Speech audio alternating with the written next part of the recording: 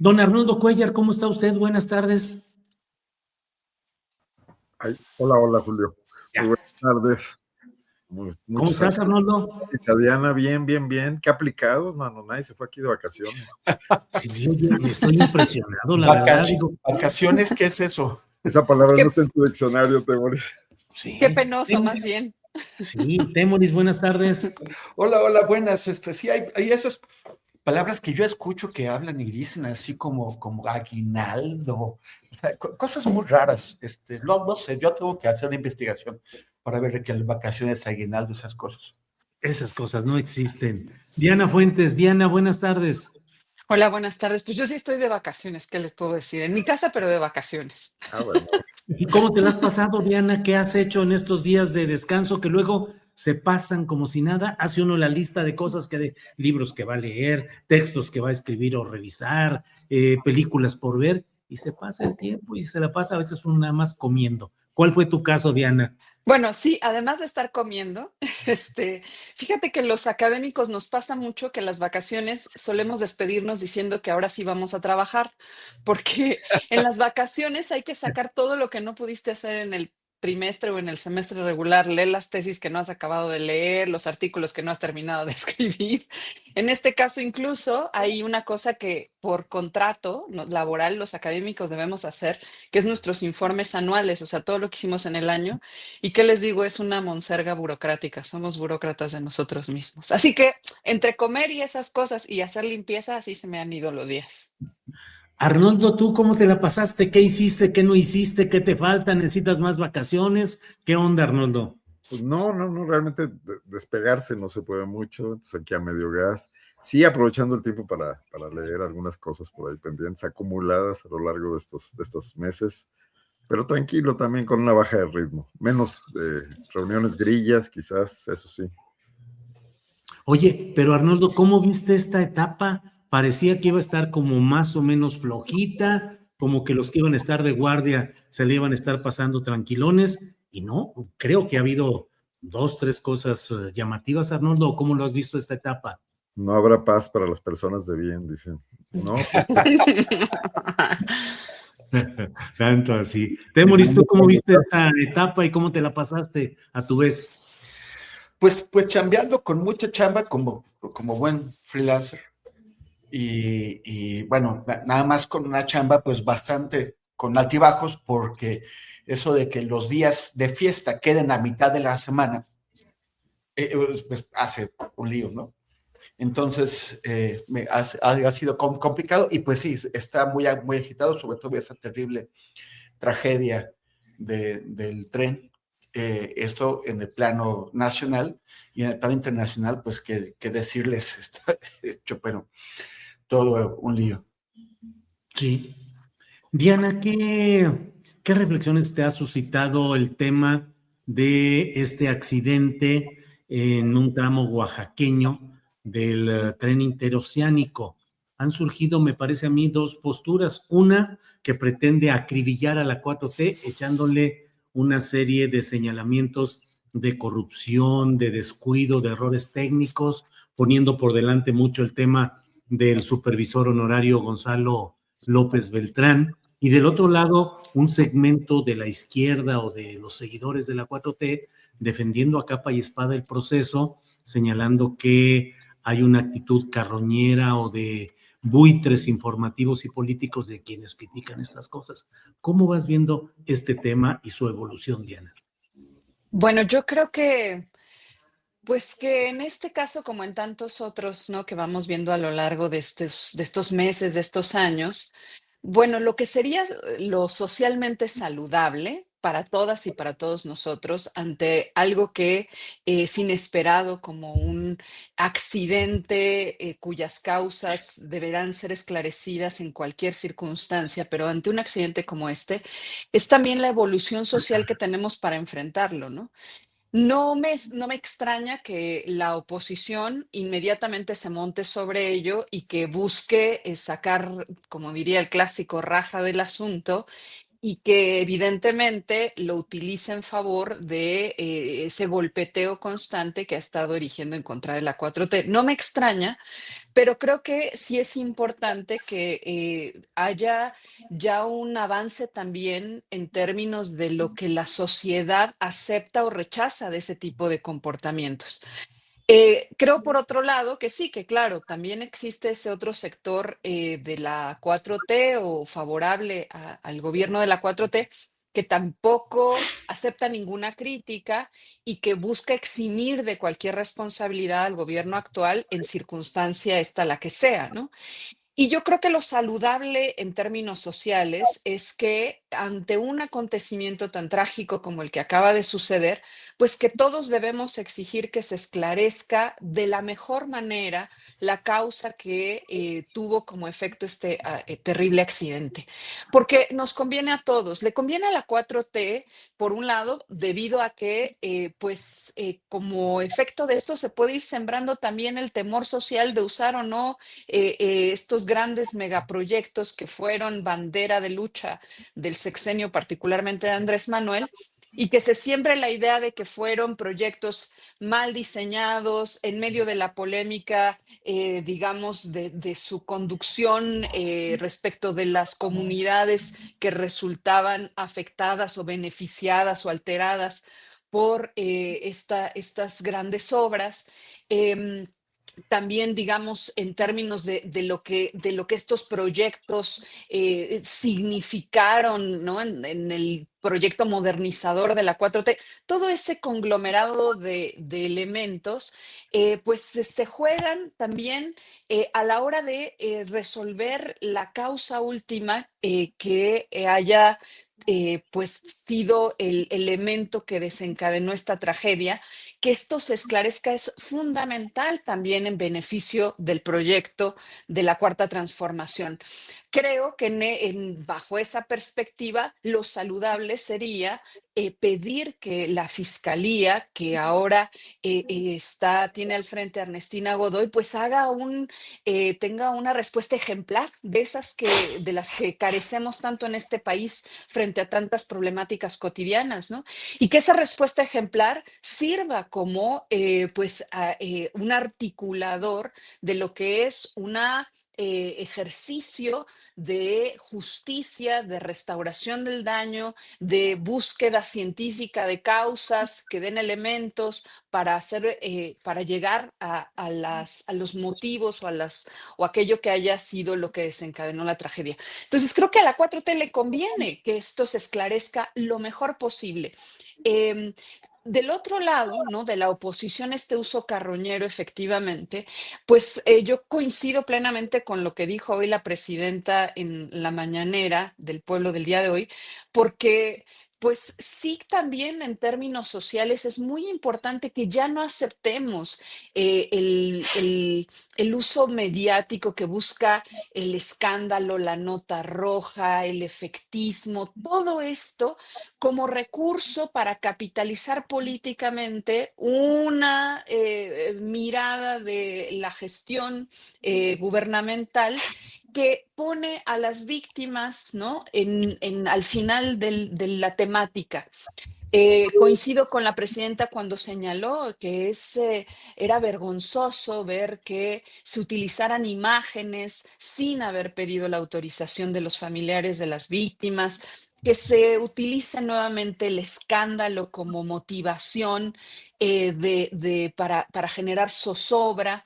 Yo creo que sin duda tenemos derecho a la información, tenemos derecho a saber qué pasó, tenemos derecho a saber qué fue lo que ocasionó esto, si hubo negligencia, si hubo un mal manejo, si hay un problema en la construcción. Es decir, tenemos derecho a saberlo y es saludable que lo sepamos. Pero eso no significa ni debe ser utilizado bajo este recurso amarillista de la alarma prácticamente para este golpeteo político. Seguirá sucediendo, no tengo duda de ello, en este como en tantos otros casos de tragedias que se han vivido en nuestro país en los últimos años, Pero es responsabilidad, creo yo, de la sociedad mexicana señalar que ese no es el camino por el cual, en términos de construcción de una ciudadanía cada vez más activa, más corresponsable también en acontecimientos como este, no es lo que queremos nosotros consumir ni el tipo de información de la que nos queremos hacer. Entonces, en últimas, lo que diría es que me parece que lo que debemos exigir es claridad, ¿no? Que se debe exigir que la fiscalía actúe como se espera del actual fiscal, es decir, con rectitud, con honorabilidad, que se encuentren los mecanismos y los cauces más adecuados para hacer una investigación que conduzca a mostrar qué fue lo que ocasionó esta tragedia. Y por supuesto, una atención, si la presidenta ha hablado de que el uso mediático del Reforma y el Universal fue deshumanizante, pues entonces en contracara, lo que esperaríamos del gobierno de la 4T es efectivamente un tratamiento humano de las víctimas y de todos aquellos que resultaron afectados. Y creo, como decía, que eso sería fundamental también pues para que se tenga confianza de que esas grandes obras, esos grandes proyectos a los que se les apostó tanto, pues Ujú. han tenido, pueden llegar a buen puerto y que no es esto, como ellos mismos afirman, el resultado de unas obras que no fueron hechas pues con el cuidado necesario. Entonces creo que la manera de desactivar a la derecha es que se esclarezca de la mejor forma y que se lleve, si es que hay quienes son responsables de este accidente, que también pues se haga justicia pues a las víctimas. Gracias, Diana. Arnoldo, ¿qué opinas de este tema y en particular los señalamientos hoy de la presidenta de México respecto al tratamiento periodístico que dieron El Universal y Reforma? Arnoldo. Pues bueno, yo me voy a tratar de situar alejado de ambos extremos, como siempre, y como siempre seré execrado por ambos extremos. Pero a mí me parece que si el tratamiento de la prensa es deplorable, y tan deplorable como lo señaló hoy la presidenta, pues tiene que ser ese descrédito sancionado por sus propios lectores, o quizás por quienes ya no lo son, porque cada día circulan menos. Tenemos una tradición periodística, Julio, donde los periódicos de mayor circulación en el siglo XX eran Alarma y La Prensa, muy por encima de los periódicos llamados serios. Entonces, bueno, creo que ahí no hemos evolucionado mucho y que hoy los periódicos que todavía se dicen serios, pues optan por este amarillismo mezclado con este carácter de tratar de ser lo más críticos posibles frente a su pasado que nunca lo habían hecho, ¿no? Que nunca lo habían podido hacer. Pero vamos a dejar que eso se descuente por sí mismo. O sea, esa prensa ha venido insistiendo en ese tema una y otra vez. Han incluso tratado de inventar cosas como la inconformidad de la generación Z. Pues bueno, es esperable que cuando la realidad les otorga un banquete como el que significa el descarrilamiento de un tren, que es un proyecto emblemático del gobierno de la Cuarta Transformación, pues se den vuelo, ¿no? Yo creo que recordando a Maquiavelo no podemos analizar las cosas como deberían de ser, sino como son. Pero por otra parte, yo veo que lo que debería centrar nuestra observación crítica es este papel de la militarización de las obras civiles, de la Marina y del Ejército realizando obras públicas por el prurito que fue una definición y decisión de Andrés Manuel López Obrador de que no eran corruptos y de que eran eficientes. Bueno, probablemente no lo sean del todo y probablemente sean algo eficientes. Creo que el aeropuerto Felipe Ángeles es un ejemplo de que se hicieron las cosas rápido y bien. Ahí hay otro tema que sería el bloqueo internacional y las aerolíneas, etcétera, ¿no? Pero creo que no está ocurriendo en todos los casos. Ya el Tren Maya había pasado este tipo de descarrilamientos que no deberían, que no es normal que pasen en una obra que tuvo esos costos, ese respaldo político, donde no hubo limitaciones de ningún tipo. Tendría que revisarse eso. Ese es otro tema que surge fuerte contra la administración que encabezó el almirante Ojeda, Rafael Ojeda. Ya teníamos el huachicol fiscal, ahora tenemos esto. Yo no sé, no soy experto en trenes, como no lo es el Reforma, pero como tampoco lo es Gonzalo López Beltrán. Pero creo que ahí tendría que saberse de cerca qué pasó y que tendría que haber responsables porque hay vidas en juego, vidas humanas, ¿no?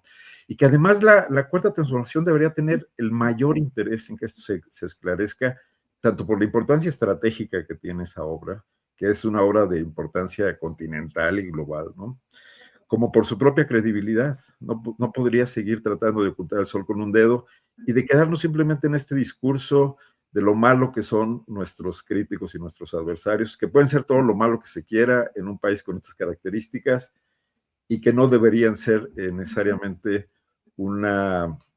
pues tener la importancia como para que eso detenga a un gobierno que sobre todo puede hacer las cosas bien.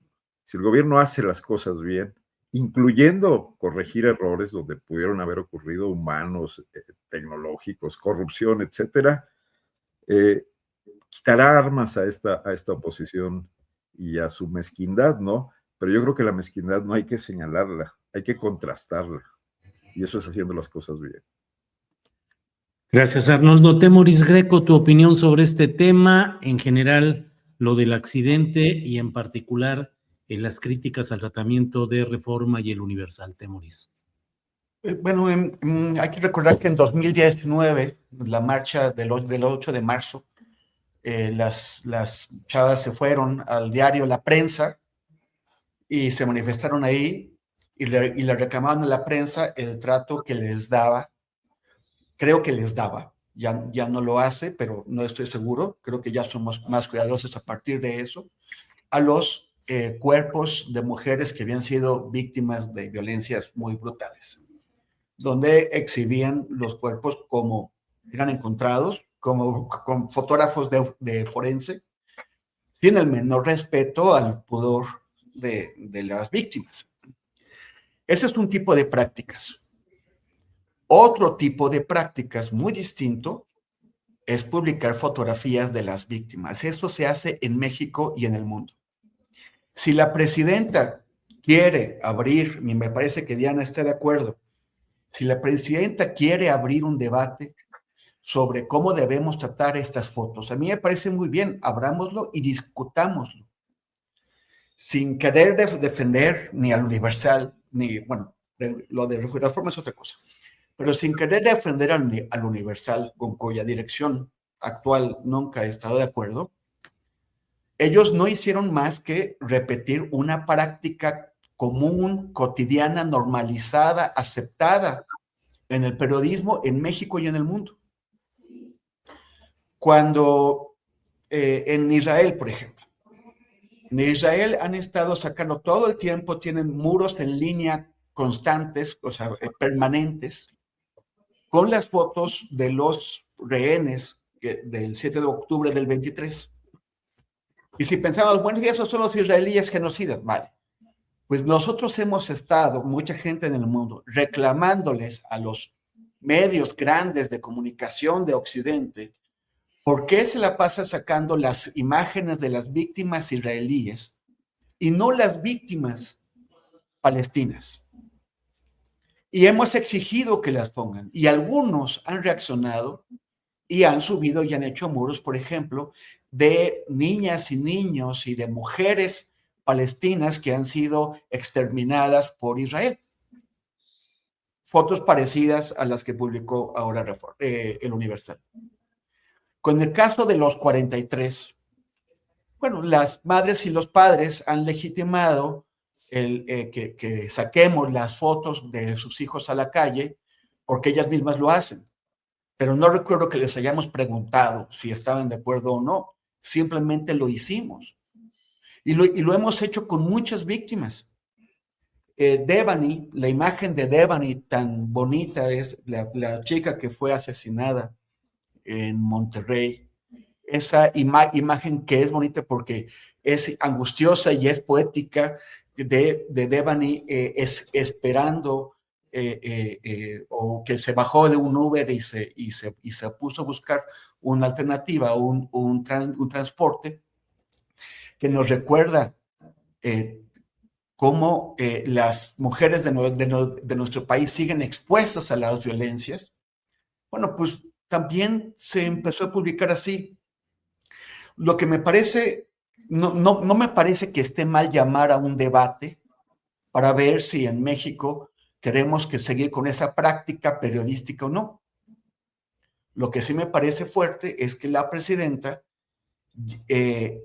describa en palabras tan fuertes a un medio que lo llame inhumano, cuando en realidad es algo que hace ese periódico, que hacen los periódicos que nos gustan, que hacen los periódicos que no nos gustan y que se ha hecho siempre, incluso con niños, a pesar de que sí ya está desde hace tiempo el debate sobre si se deben mostrar o no los rostros de los niños. La normativa no lo permite, pero se sigue realizando. Entonces yo solamente quisiera que no nos vayamos tan lejos. No me parece que hayan sido inhumanos los del Universal. Repitieron una práctica aceptada y común. Y no pusieron las fotos de los cuerpos heridos o lastimados, sino pues las fotos de los rostros en vida, lo cual yo creo que no se debe así. Ahora, Reforma con sus vías. No es que me encante lo que hizo Reforma, pero tampoco me parece ver cuando uno empieza a buscar una alternativa. Por ejemplo, en el caso otra vez de Ayotzinapa, sin ser expertos en muchas cosas, la forma de romper la narrativa mentirosa, las fabricaciones del gobierno de Peña Nieto, fue tener a un montón de periodistas que estuvimos buscando los elementos que nos pudieran encontrar lo que sí había ocurrido, o las huellas o las pistas de lo que sí había ocurrido, o por lo menos demostrar que no había ocurrido lo que el gobierno de Peña Nieto había dicho. Y para eso fuimos presentando una serie de elementos. Por ejemplo, lo del fuego, la pira fantástica del basurero de Cocula. Antes de que el grupo interdisciplinario de expertos independientes trajera al perito torero para validar o no si había habido una pira ahí, ya algunos periodistas estábamos cuestionándolo y publicando cuestionamientos a la versión oficial sin que fuéramos expertos en fuego. A mí me parece que Reforma no está afirmando que lo de el basalto debajo de los rieles fue la causa, solamente está señalando a irregularidades que después de una investigación podrían ser encontradas como la causa de eso, o no. Tenemos que esperar al peritaje. Yo estoy viendo como ha ocurrido desde hace 7 años, desde que cambió, desde que llegó Andrés Manuel, esos debates encendidos, tremendos, sin tregua, sin dar cuartel, en donde como ahora parece que unos ya tienen el peritaje definitivo que demuestra cuál es el origen cuál es la causa, o que la causa del accidente son los hijos de Andrés Manuel, como he estado viendo que los están acusando, y también estoy viendo a otros que ya parece que encontraron toda la trama conspiratoria, todo el complot para provocar para sabotear y provocar este accidente. Y a mí me parece que eso es muy poco respeto. Dicen preocuparse por las víctimas y les están valiendo las víctimas. Yo tengo una muy querida amiga que venía en el vagón que fue a dar al fondo del barranco con su pareja. Afortunadamente están con vida, pero el chico todavía está en el hospital y ella está muy golpeada y muy traumada porque alrededor de ella pues vio morir a la gente de forma horrible y a otros heridos también horriblemente. Entonces, si realmente nos importan las víctimas, pues dejemos de estar diciendo tonterías e inventando fábulas. Esperemos al peritaje para ver si efectivamente fue un error de las empresas constructoras o todo lo que se dice alrededor de eso, o si hay pistas de que fue una conspiración criminal. Y en cualquier caso, tienen que salir las responsabilidades y con una investigación seria que se llegue a determinar qué pasó. Pero tampoco creo que venga al caso llamar inhumanos a periodistas que tal vez no hacen las cosas como nosotros nos gustaría que lo hicieran, pero que en ninguno de ambos casos están haciendo nada que no hayan hecho otros periódicos en el sentido contrario, para Peña Nieto, para otros, para Calderón o para el que sea. Son prácticas aceptadas. Si están mal, hay que debatirlo, pero también hay que bajarle la crispación y dejar de usar esas apelaciones intensísimas y tremendas. Bien, Temoris. Diana Fuentes, ¿algo que decir sobre esto que se ha planteado? O en particular te querría preguntar, dice Temoris, hay que frenar o tratar de poner un alto a la crispación. Y te preguntaría si no hubiera otra cosa que quisieras comentar sobre el tema en general del accidente y la postura ante estos medios, estos periódicos. Si percibes que por el contrario, el clima de crispación va creciendo en nuestro México. Bueno, yo creo que el clima de crispación no ha desaparecido por completo en ningún momento, ¿no? Em, Todo este discurso, toda esta adjetivación que se utiliza para hablar de la polarización social, ¿no? Para decir que hay como posturas contrapuestas, irreductibles e incapaces de comunicarse entre sí. Bueno, yo creo que en realidad eso ha existido siempre, porque vivimos en una sociedad y el México contemporáneo está plagado de desigualdades estructurales que han generado mucha inconformidad, que tienen y un enorme también rencor social que es plenamente válido, posturas políticas, ideológicas, perspectivas de mundo.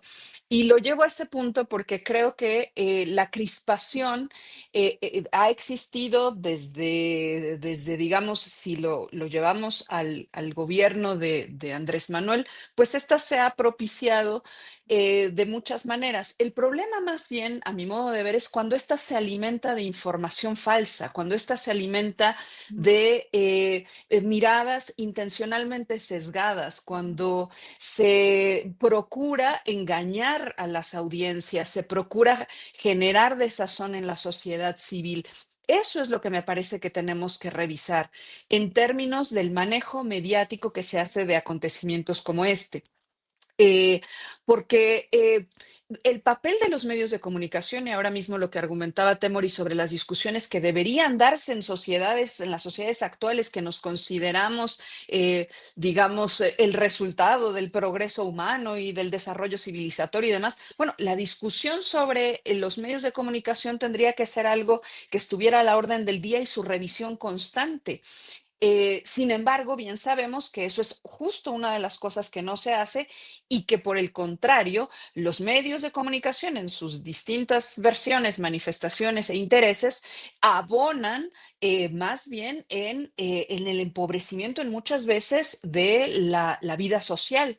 Entonces, creo que la crispación está ahí y seguirá estando ahí porque en realidad lo que se expresa muchas veces en los medios, en el manejo mediático que se hace de la información, es también el reflejo de tensiones políticas realmente existentes.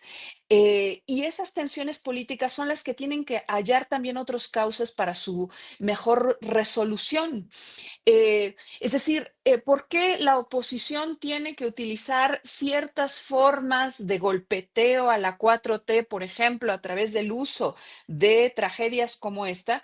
Bueno, pues porque ese es un mecanismo que saben que tiene un cierto rendimiento, pero además porque en términos de otros espacios del ejercicio de la política no está están hallando los mecanismos que les permitan consolidarse como fuerzas efectivas que tengan una incidencia en la conducción gubernamental y estatal.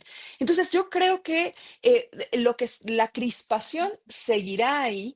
Me parece que más bien importante que en todo caso atendamos al hecho de que tenemos que encontrar en términos políticos que esas tensiones también hallen cauces que permitan que tengamos estructuras institucionales y sociales que digamos, no resuelvan las diferencias, porque no tiene por qué desaparecer las diferencias, incluso políticas, pero sí que nos permitan mecanismos de convivencia social que no impliquen ni la generación de desazón, ni de desinformación, ni de manipulación de la opinión pública. Entonces, ahí es donde la gran discusión que planteaba, por ejemplo, ahora mismo Temoris, sobre cómo los medios de comunicación aquí o en el mundo hacen uso de cierta información, cómo nos muestran imágenes, debe ser discutida ahora y siempre, siempre, porque me parece que es muy importante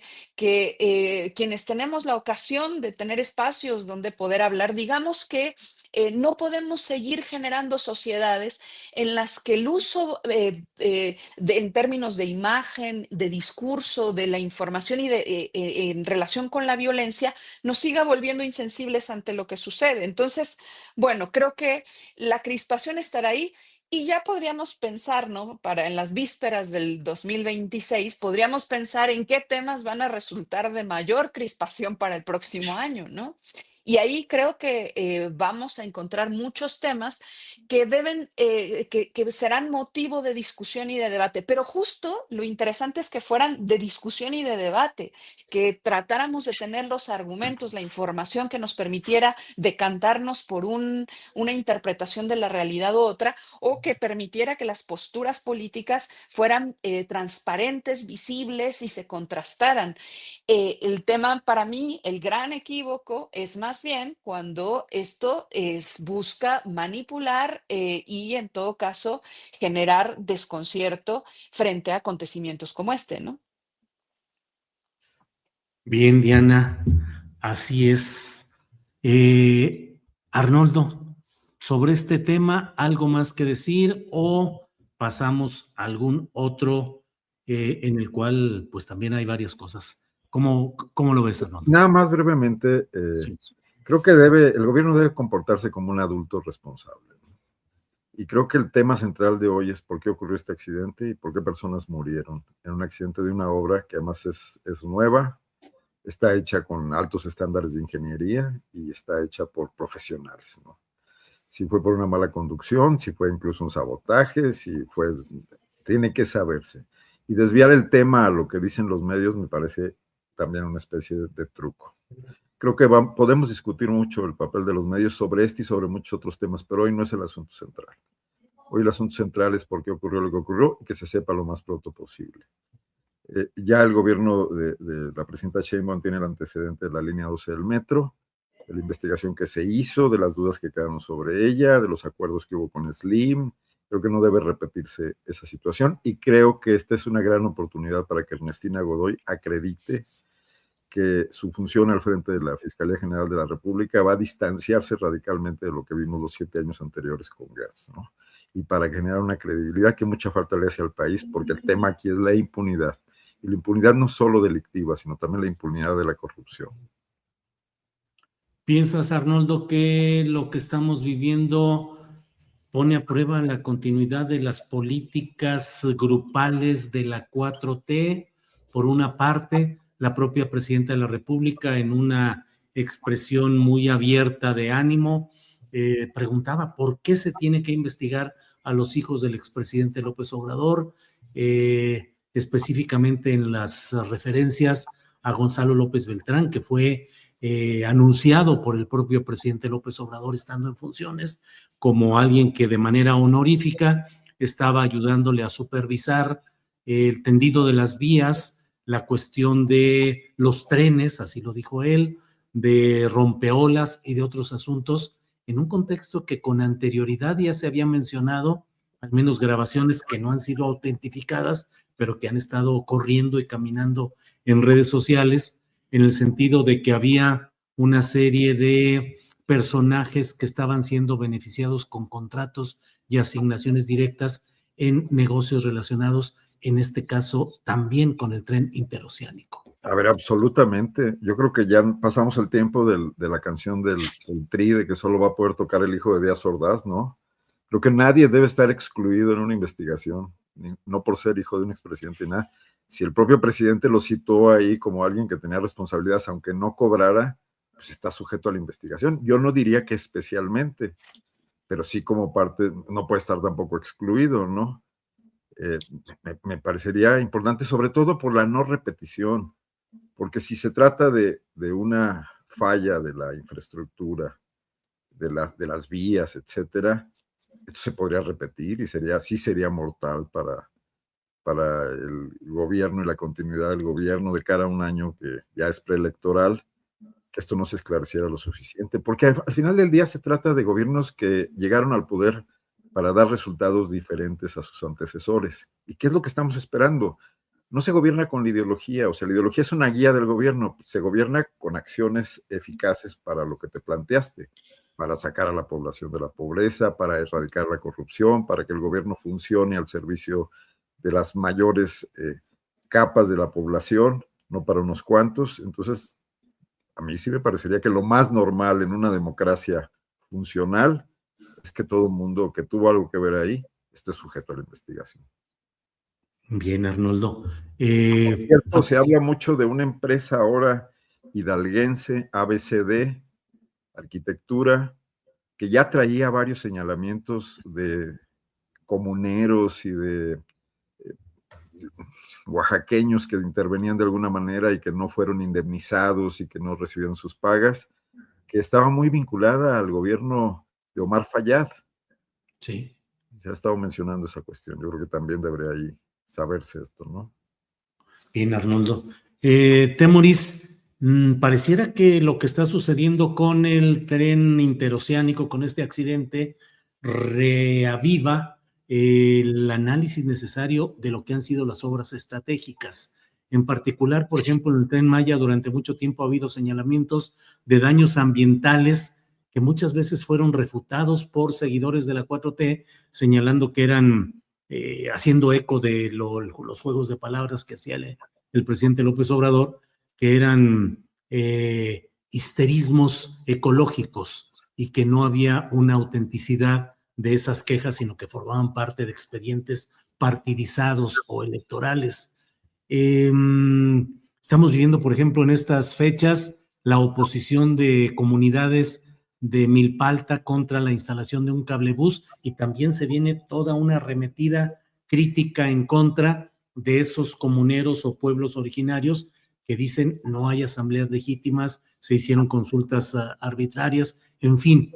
¿Qué tanto la izquierda corre el riesgo de empantanarse en el apoyo acrítico de los poderes que ha llevado al gobierno, en lugar de revisar los errores que pueden cometerse en obras estratégicas o en proyectos importantes, pero probablemente mal realizados y probablemente con fisuras de corrupción o de ineficacia, Temuris?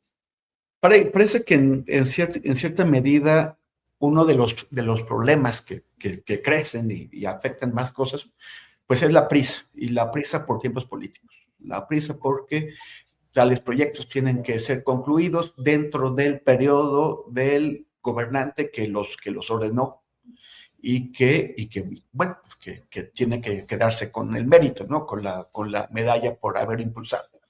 Y no como otros que los inician unos y los acaban otros, que luego se tratan de robar el crédito. Pero lo que importa es que queden bien hechos, ¿no? O sea, y pues tu crédito tendría que ser mucho mayor si, aunque ya no te tocó inaugurarlo a ti, estuvo bien hecho y fue un buen proyecto y está sirviendo a la gente. Entonces esos tiempos pues complican las cosas, esa prisa. Está también, o sea, ya llegamos a un momento en el desarrollo no solo de México, sino de otros países de condiciones similares, en que lanzar grandes proyectos es muy difícil porque el territorio está muy ocupado. Está muy ocupado por mucha gente. O sea, por ejemplo, se han aprovechado el trazo de vías ya existentes o de carreteras ya existentes, pues para abrirle la ruta a algo. Pero ahora no es suficiente porque se requiere más ancho de un lado y del otro de la vía o de la carretera por nuevas reglas. Y eso afecta a privados, afecta a comunidades. Entonces, y hay esas reacciones. Por ejemplo, el tren a Toluca ha sido una cosa de nunca acabar porque afectó a privados y a comunidades. El tren que va a Laifa también tiene el mismo problema. Y con las prisas, como en el caso de Laifa, se hacen promesas que después no se cumplen. Entonces, tenemos que revisar, que hacer un acuerdo para ver cuáles son las prioridades, el interés mayoritario sobre otros intereses y también cómo se va a compensar a los intereses que son afectados para reducir el impacto de esa afectación. Pero, pues sí, estamos en una situación en la que seguir desarrollando rutas y caminos y hacer otro tipo de proyectos, pues afecta. Está el tema ambiental, está el tema de los valores de las comunidades originarias que les asignan valores ceremoniales a ciertas áreas. Entonces, ¿cómo resolver esas disputas? Yo creo que estamos topándonos con eso.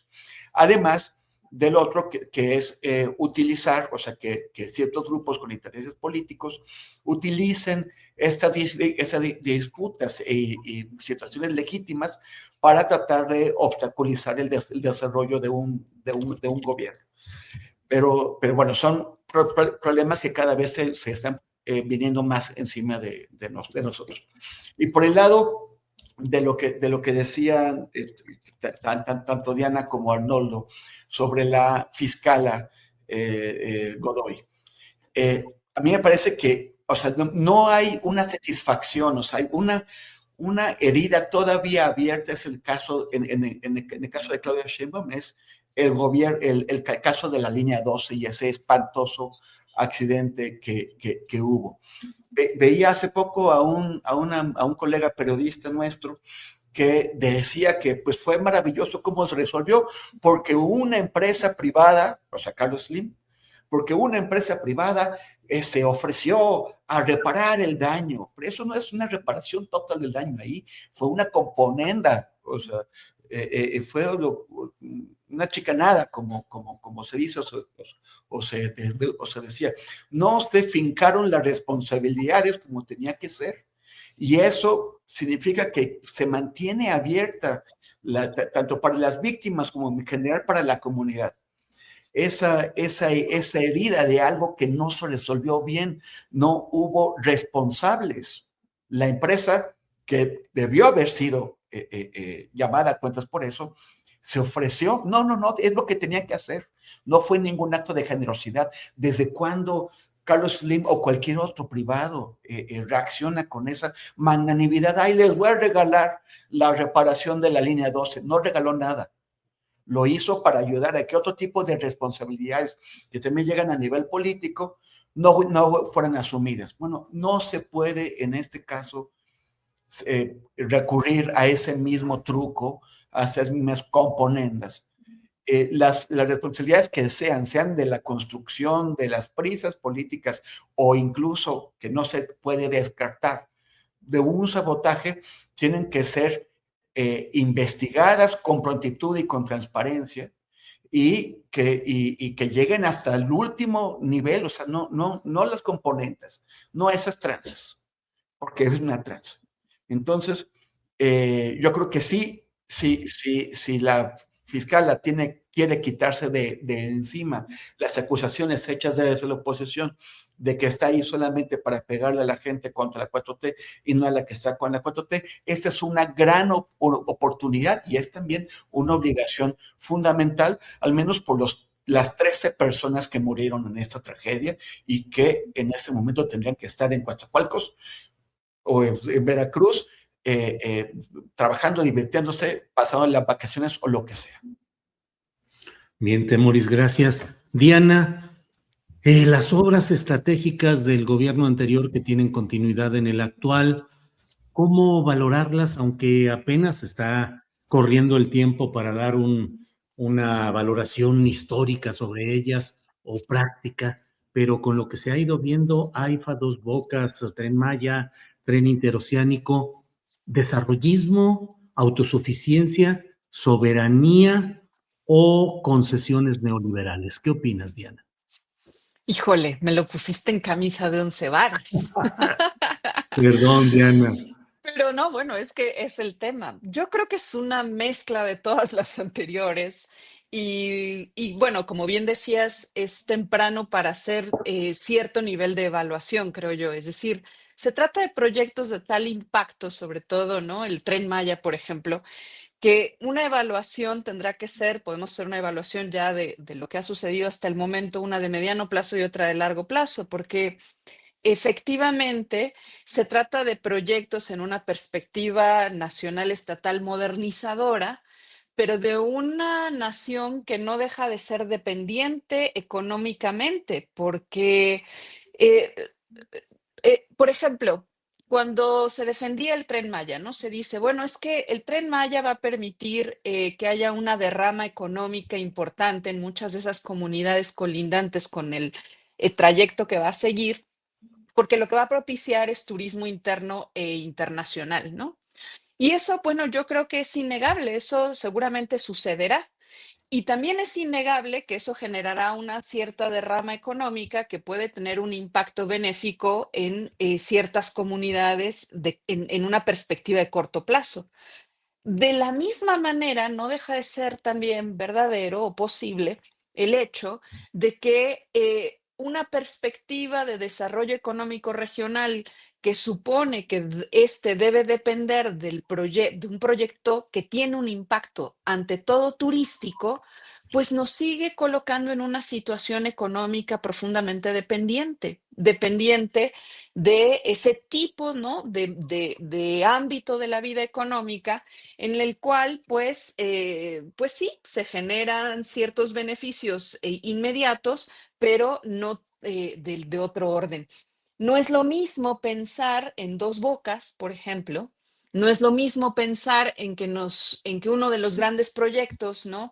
estratégicos del sexenio anterior hubiera sido, ahora sí que como el propio Trump ha pensado para los Estados Unidos, la necesidad de reindustrializar el país para desde un desarrollo material específico poder contender en términos de la disputa económica que demanda que una nación que pretenda ser soberana en términos materiales, pues tiene que desarrollar fuerzas productivas, diría ahora sí el clásico Marx, ¿no?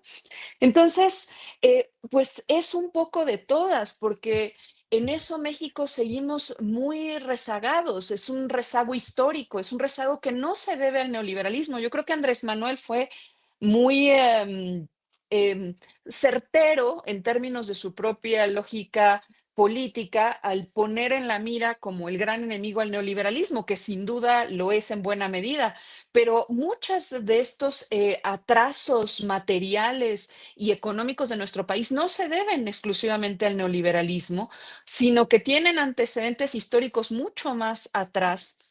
Y entonces, pues tratar de avanzar en ese terreno nos es tremendamente complicado. Ahora, frente a eso, que entonces digamos, además, no hemos salido del neoliberalismo, ¿no? En muchísimos ámbitos de la vida laboral, de la relación también productiva en el campo, comercial, en fin, la relación con los Estados Unidos, la relación comercial con las grandes potencias, en fin, seguimos instalados en el neoliberalismo.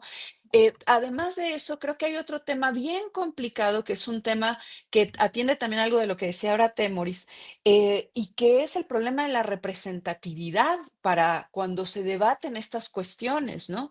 Es decir, si se tratara no de un tren que tiene esa finalidad, sino si se tratara, por ejemplo, de la refinería o si se tratara de una gran presa o de no sé, algunos recursos o desarrollos técnicos que tuvieran que ver con energías limpias, en fin, y eso tuviera en una mirada de, como decía, de mediano y de largo plazo, la posibilidad de hacernos pensar en sociedades que en 30 años entonces puedan generar energía menos contaminante y no sé qué. O sea, esa mirada de largo, largo, largo plazo en un beneficio social de gran escala, pero que van a ser puestas en los territorios de una comunidad que se resiste a ello. El gran problema de las sociedades, de buena parte de las sociedades contemporáneas, tiene que ver con ese problema de esa perspectiva de largo plazo para un beneficio social de gran escala y la pequeña comunidad. No es un problema sencillo de resolver, no es un problema nada fácil, ni tampoco el tema de la representatividad. ¿Quiénes son los que van a decir que para esa comunidad o no es de utilidad la aplicación o el que se lleven ciertos proyectos que tienen esa mirada de gran escala? Me parece que uno es el tema de la representatividad, dos, el tema de cómo socialmente discutimos estas cosas, ¿no? ¿Cómo es que de verdad cuando nosotros pensamos en los grandes capitales que llegan y explotan territorios, utilizan sus recursos, los depredan, pues evidentemente ahí estamos muy claros de que debemos defender la soberanía nacional. Pero la discusión se vuelve mucho, mucho más complicada cuando lo que tenemos que pensar es si ese proyecto tiene una perspectiva de desarrollo nacional que incluso sí resultará beneficiosa en una perspectiva de largo plazo. No es el caso, me parece, del Tren Maya, no es el caso de algunos de estos grandes megaproyectos, pero sí hay otros casos que tienen esas características y que bueno, o habría muchos ejemplos ya en el mundo de cómo esto ha tenido que irse resolviendo de distintas formas, ¿no? Entonces, bueno, por lo tanto, no respondí nada con ninguna claridad, pero porque creo que es una mezcla de todo lo anterior y así me logré escapar a la camisa de 11 varas. No, muy bien, Diana, muchas gracias. Claro que son temas multifactoriales y hay que verlos desde diferentes ángulos, todo ese poliedro. Gracias, Diana. Bueno, son las 2 de la tarde con 53 minutos. Entramos a la etapa de los postrecitos. Nos tocan como 2 minutitos a cada cual. Arnoldo Cuellar, por favor, postrecito. Yo sé que estoy vetado para guanajuatizar después de la entrevista que le hizo Alex Fernanda a Kenia Velázquez hoy, que ocupó un gran espacio en el noticiero, pero no puedo evitarlo porque además se vincula con todo lo que hemos estado hablando hoy. Sí. Y es un megaproyecto que está en ciernes en Guanajuato, ya he hablado de él aquí, que es la construcción del acueducto de la presa de Solís en el sur del estado hasta León para llevar agua potable a varias poblaciones del centro y norte del estado.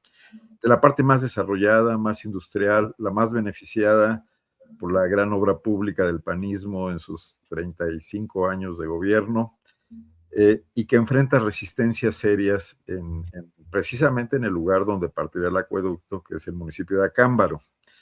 Llama la atención cómo León, que es el municipio donde sacó una de sus mejores votaciones, Xóchitl Gálvez, donde su clase empresarial pues ha sido un soporte fundamental de esta continuidad del panismo en Guanajuato, hoy están en todos lados diciendo, ya dijo la presidenta Claudia Sheinbaum que se va a hacer el acueducto y se hace porque se hace. Y en cambio, en Acámbaro, en una zona donde Morena ha obtenido sus más altas votaciones, donde ya conquistó una serie importante de municipios, 7 de los ya no recuerdo cuántos distritos, 7 de los 15 o 13, distritos electorales federales, pues ahí está surgiendo esta resistencia, que es tanto a una decisión política del gobierno federal de Claudia Sheinbaum como del gobierno del estado de Livia García. Están anunciando mañana una manifestación, el día 2 de enero, donde van a llevar maquinaria para rellenar las excavaciones que hicieron en el arranque de la obra, las constructoras contratadas ya para el inicio, que están paradas, que gracias a la movilización de ciudadanos de varios municipios de la zona lograron impedir esto. Han removido ya a los dirigentes de 2 módulos de riego en Acámbaro y en Salvatierra porque firmaron los acuerdos para lograr este acueducto. Las bases digamos, de productores, de campesinos de la zona. En un caso, dieron un golpe, tomaron el módulo de riego y obligaron a renunciar a los titulares en Acámbaro, y en Salvatierra, mediante una elección que correspondía al periodo. Este fin de semana también sustituyeron a los dirigentes expriistas o priistas, quizás todavía, que habían votado a favor del módulo. Entonces, viene ahí un tema que va a ser muy interesante de seguir en los próximos meses, Julio, Temoris y Diana, porque esto no está tan alejado como ocurría en el caso del Tren Maya. Esto está a 2 horas de la Ciudad de México.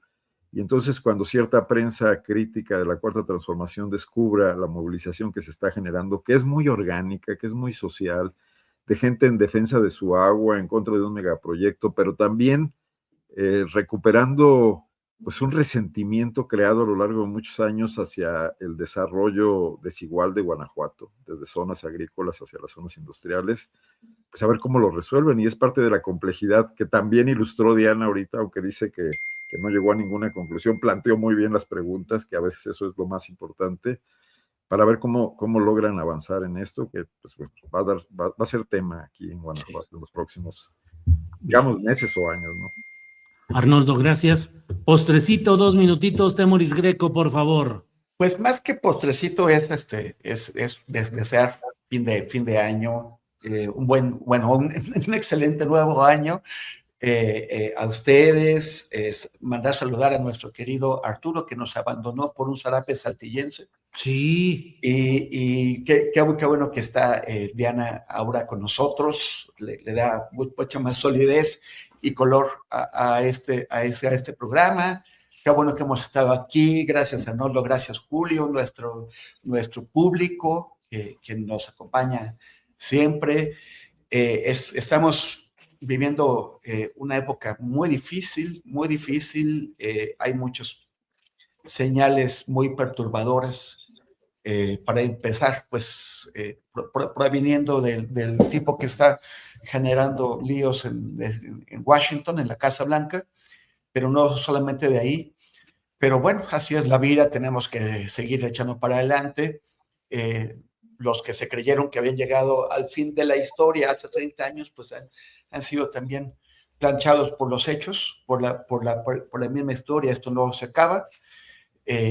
Y vamos, aunque en esos momentos parezca que muchas cosas se complican, tendremos que hallar la forma de resolverlas y de seguir tirando el carro hacia adelante. Muchísimas gracias, qué bueno que hemos estado aquí este año, en los últimos años, y pues seguiremos.